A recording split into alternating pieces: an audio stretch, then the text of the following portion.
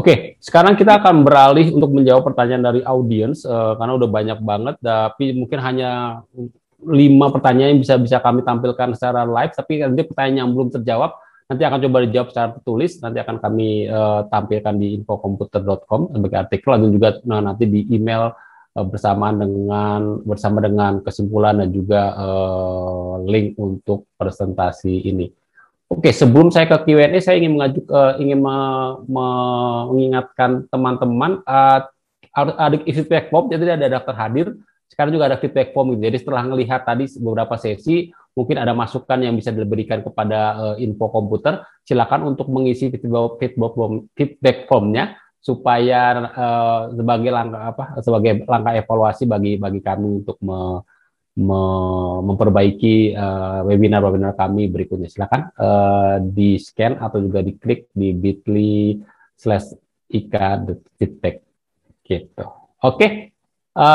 Sekarang kita sesi ke pertanyaan pertama. Panitia, tolong ditampilkan pertanyaan pertama dari siapa dan apa pertanyaannya.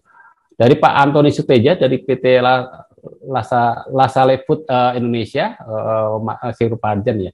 Terkait dengan serangan ransomware yang baru ini terjadi dan cukup jadi headline melalui KSEA. Bagaimana strategi terbaik untuk mengatasi ransomware supply chain attack ini? Gitu. Mungkin pertanyaan dulu ke Pak Alphonse. Pak Alphonse, gimana ini Pak? Masuk dari managed services, sebuah layanan yang mungkin digunakan sehari-hari, jadi nggak terduga. Apa Pak Alphonse yang bisa dilakukan? Kalau kita menggunakan layanan KSEA, yang dapat dilakukan adalah berdoa, Pak. Nggak ada mekanisme supaya itu, Pak ya? Bisa gitu, ya, ya. KSEA-nya yang dihajar, kita pakai layanan dia, kita nggak ada akses ke sistemnya dia. Jadi habislah yang pakai KSEA itu. Yang susah ini.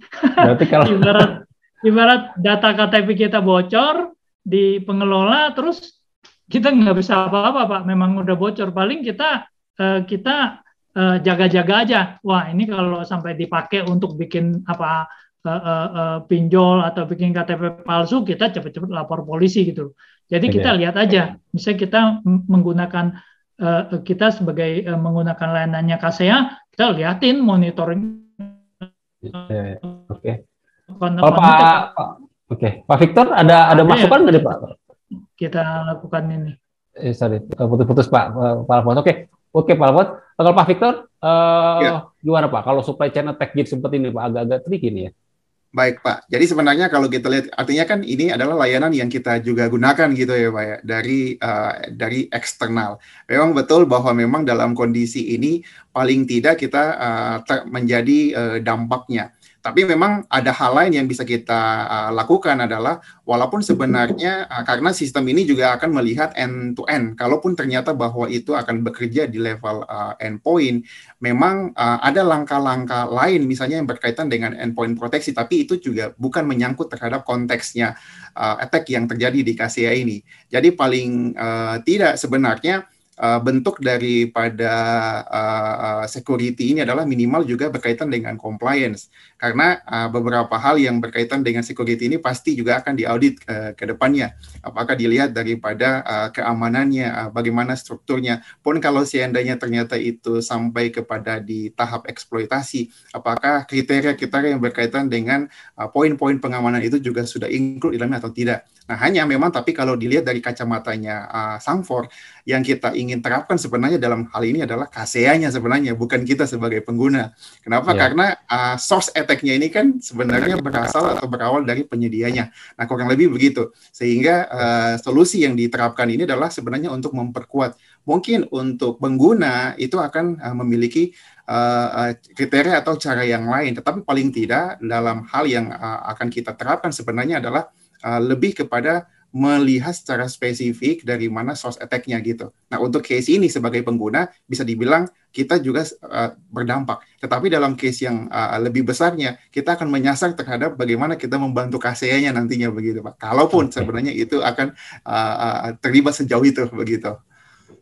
Oke, emang agak tricky gitu ya kalau yang seperti itu.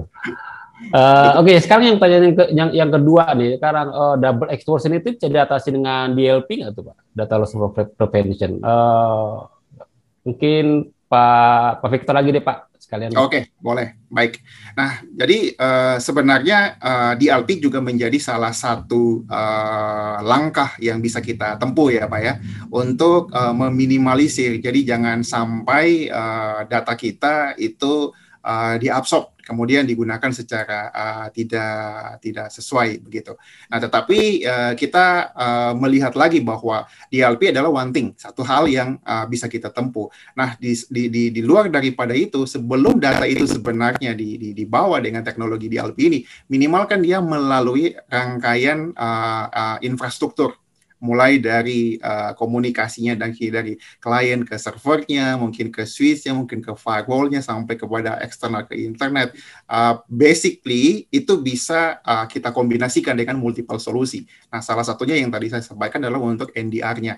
Tetapi kembali lagi, kalau ternyata karena hal ini di luar daripada kontrol kita, tidak berada di environment organisasi, dan itu di eksternal, mungkin di rumah, mungkin karena prosedur WFA dan lain segala macam, jadi itu tidak bisa dilakukan, itu mungkin konteks yang berbeda juga begitu Pak. Tetapi kalau dalam kacamatanya Sangfor, hal itu menjadi hal yang baik sebenarnya dengan mengakomodir DLP, tetapi kita juga mesti dikombinasikan dengan mekanisme prevention dari kacamatanya gate-nya kita, gate corporate-nya kita, gate network, gate infrastrukturnya kita. Nah, kurang lebih demikian Pak Wisnu.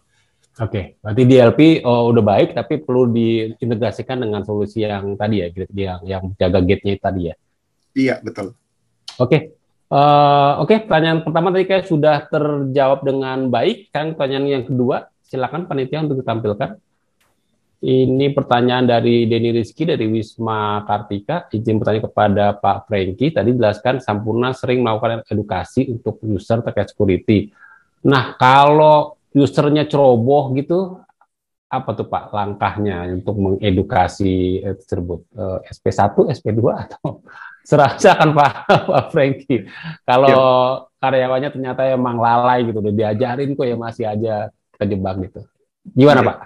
Ya, tentu yang ada sanksi administratif biasanya gitu ya, karena yang tadi saya bilang bahwa kita ada 3 fase gitu pada saat kita melakukan policy gitu ya ke setiap user gitu, edukasi ya.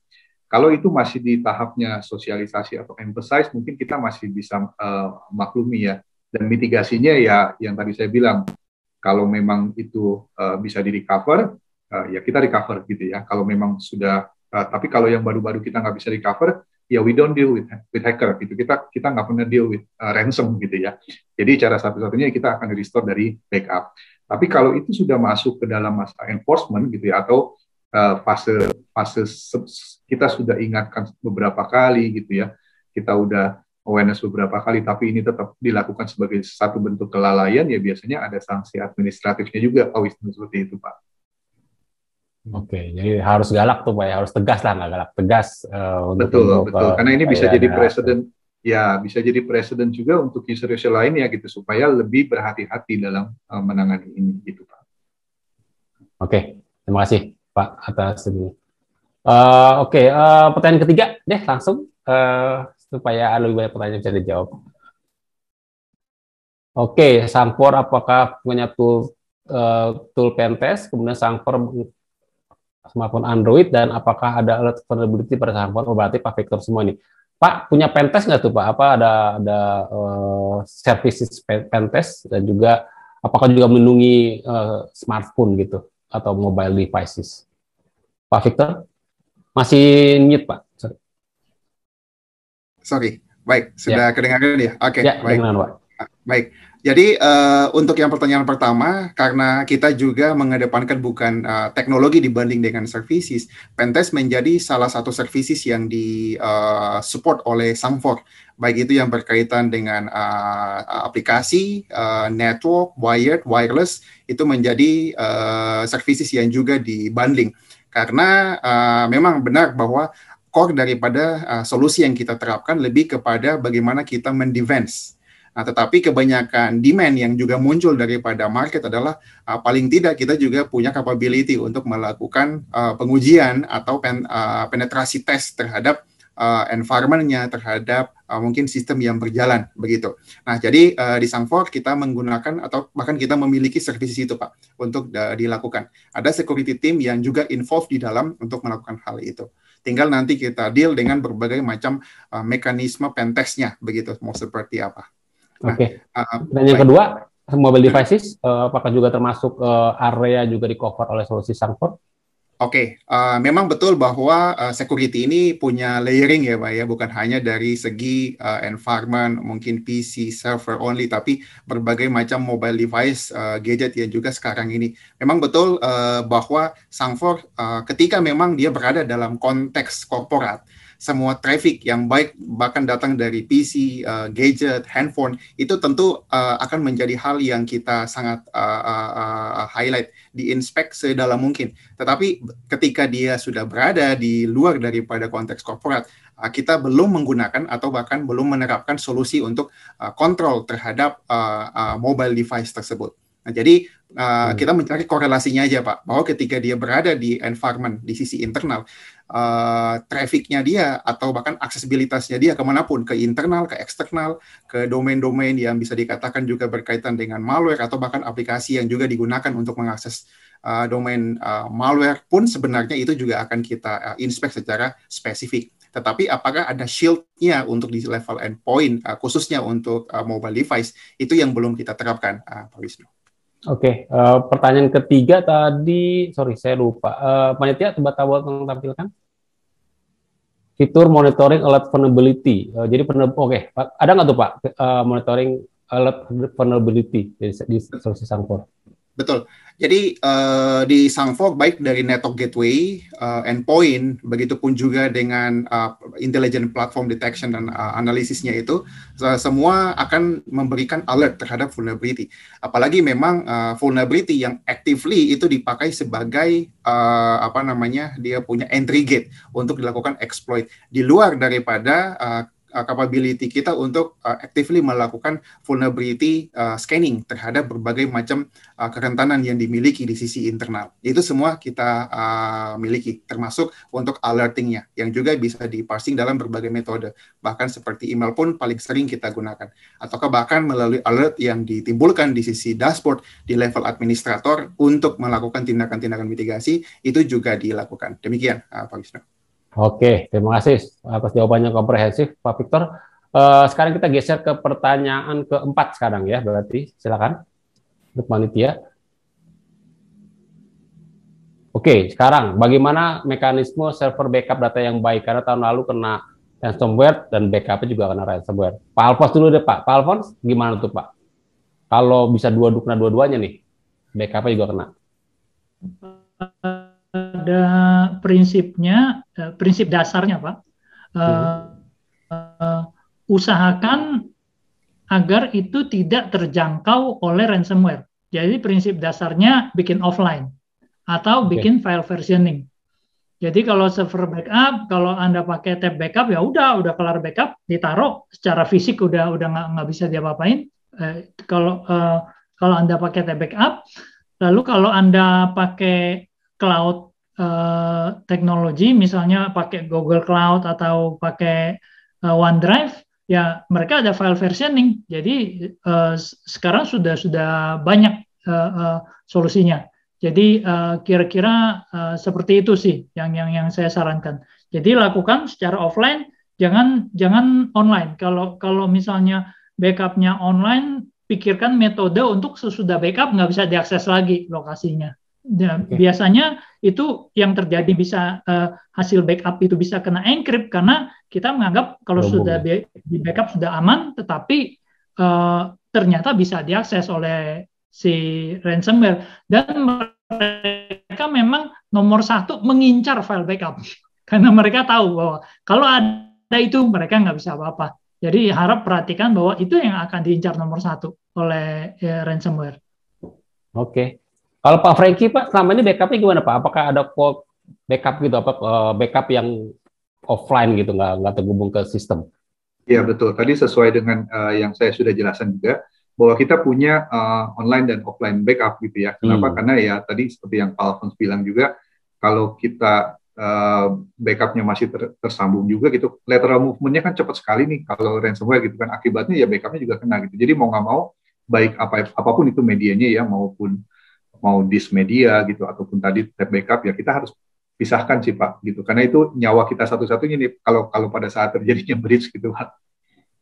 Oke. Berarti emang itu tuh tadi pertanyaan, mungkin jawabannya ya itu. Kalau backup berarti ada full backup atau ada backup yang offline supaya itu ketika terjadi apa-apa backupnya itu masih aman, nggak terjamah oleh ransomware. Atau Pak Victor mau ada masukan Pak kalau soal backup, strategi backup ini? Oke, kalau dari saya, dari segi security itu adalah salah satu hal sebelum backup ya. Karena ada prosedur yang harus kita lalui dalam skema security. Tetapi betul bahwa backup mungkin bisa menjadi last defense-nya kita. Nah, sehingga yang tadi berkaitan dengan callback atau offline backup itu hal yang sangat direkomendasikan. Karena ketika kita punya backup tapi juga masih berada di network yang bisa terjamah oleh aksesibilitas di network, bisa saja itu punya tingkat kerawanan yang sama-sama tinggi sebenarnya. Sehingga offline backup itu juga bisa menjadi hal yang harus diperhatikan.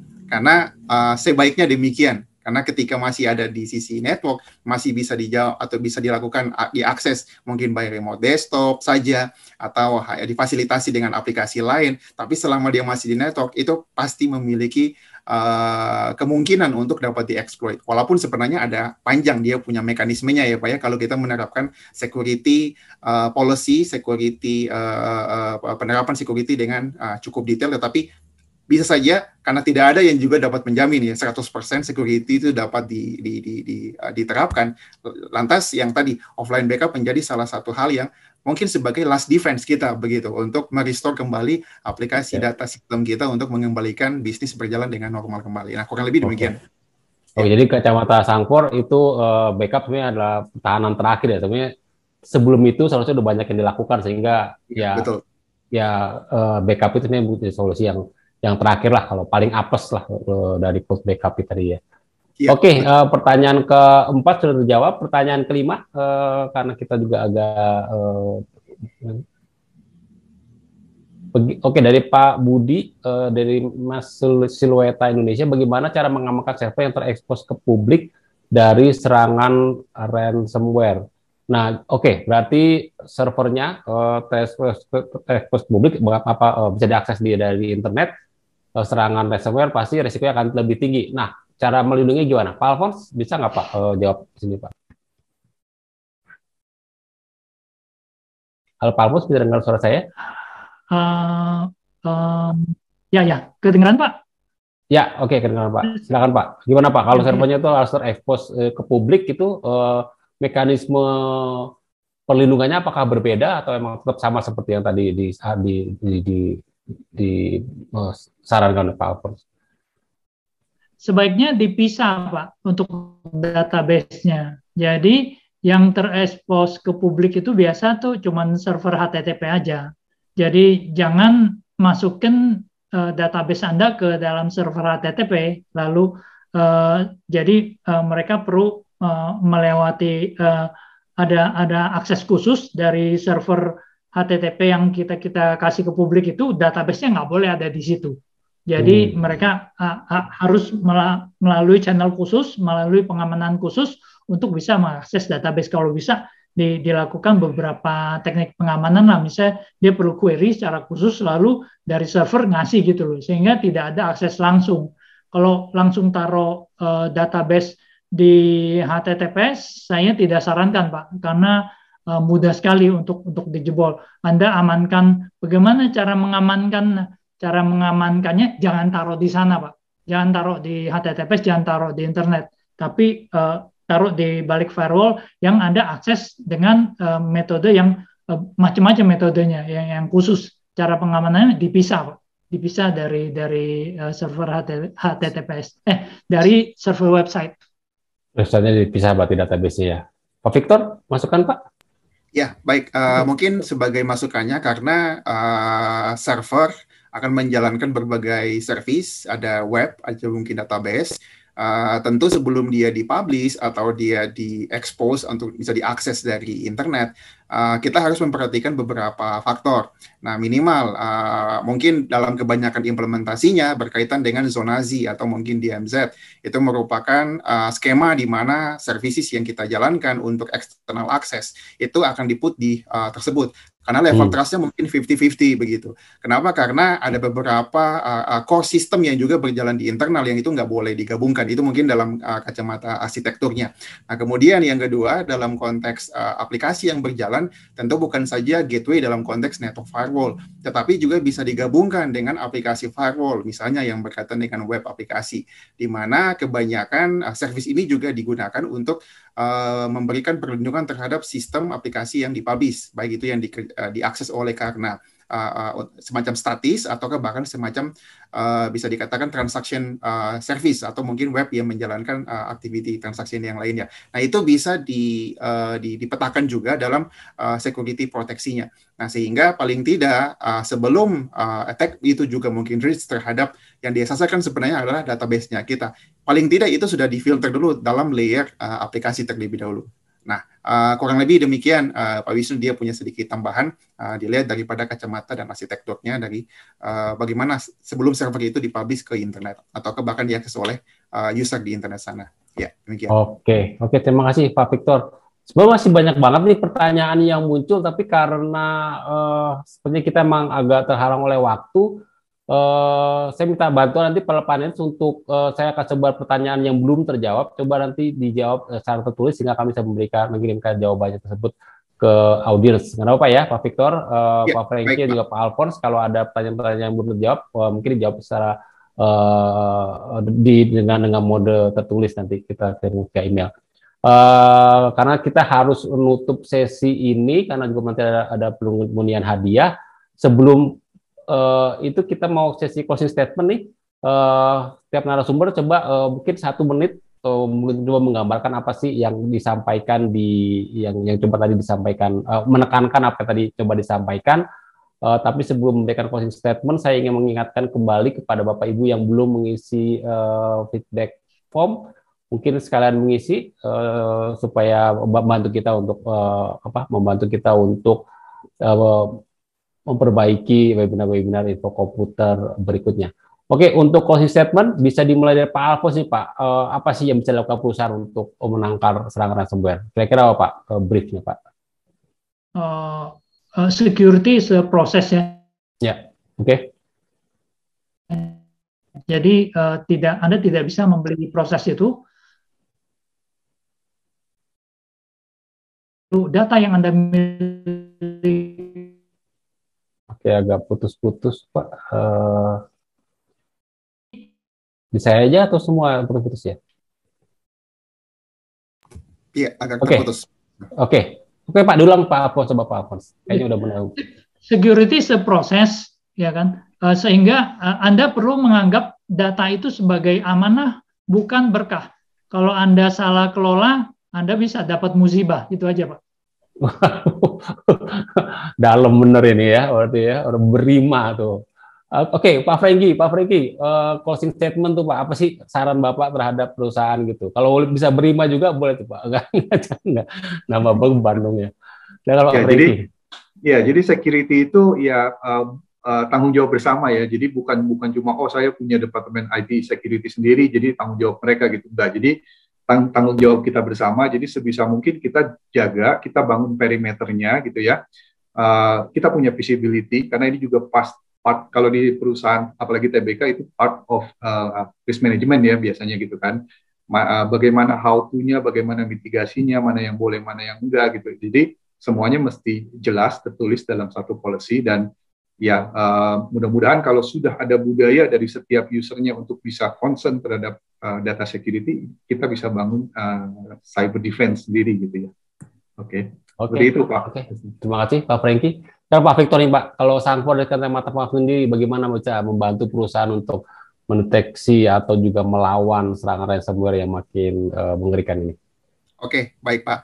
Dari kacamatanya Sangfor dalam konteks teknologi tentu yang perlu kita benarin adalah mindset terlebih dahulu bahwa critical sense kita terhadap security attack itu bukan lagi ada di eksternal sana. Anggaplah itu sudah terjadi di internal, sehingga sense ini yang mengarahkan kita untuk lakukan berbagai macam improvement terhadap security. Nah, dengan tujuan salah satu dengan tema di hari ini berkaitan dengan ransomware, tentu ada 3 hal. Yang pertama, kita harus mengetahui terlebih dahulu source attack-nya, sumber permasalahannya itu ada di mana. Kemudian kita harus juga mampu untuk bisa mengartikulasi dia dalam informasi yang lebih spesifik, score base mengenai critical asset kita gitu. Apakah dia masuk dalam kategori compromise, high risk, low medium, itu mesti kita ketahui statusnya. Dan yang terakhir, ketika sudah diketahui, itu bisa dituangkan dalam sebuah proses yang actionable untuk dimitigasi, mau di drop, mau di block, mau apapun itu harus kita lakukan. Jadi paling dengan 3 hal tersebut, minimal kita bisa meminimalisir, karena kembali lagi,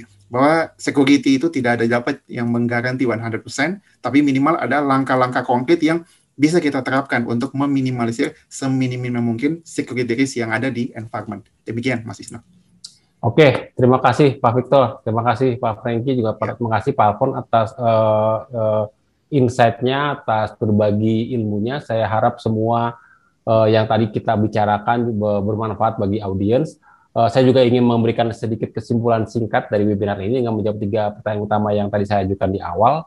Jadi pertanyaan pertama kan tadi bagaimana modus terkini serangan ransomware. Saat ini kayaknya serangan ransomware juga berubah menjadi extortionware gitu, ketika data diambil dan itu dia akan diancam, perusahaan akan diancam data tersebut akan digunakan untuk kepentingan yang tidak baik.